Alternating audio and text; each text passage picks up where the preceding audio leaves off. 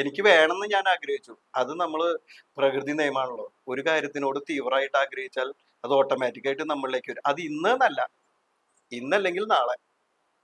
അതിനൊരു മോട്ടിവേഷൻ അമ്പലത്തിൽ തൊഴാൻ വരുന്ന ഒരാളാണ്. അദ്ദേഹം ദുബായ് ബേസ്ഡ് ബിസിനസ്സുകാരനാണ്.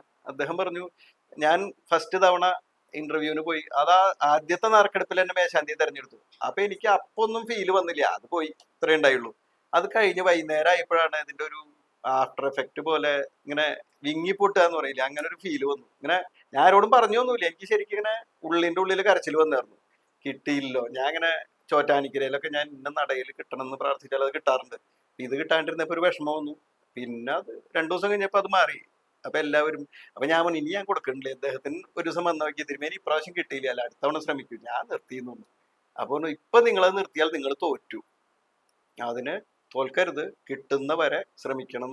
ആ അങ്ങേരെ പറഞ്ഞതിന് പിന്നെ 2-മത്തെ കൊല്ലം ഇപ്പൊ ഞാൻ അദ്ദേഹത്തിനോട് പറഞ്ഞു, അയാള് ഒരു വലിയൊരു ബിസിനസ്സുകാരനാ. അപ്പൊ ഞാൻ സാറെന്നാ വിളിക്കാറ്. അപ്പൊ ആള് പറഞ്ഞു, ഇപ്രാവശ്യം കൊടുക്കണില്ലേ ചോദിച്ചു.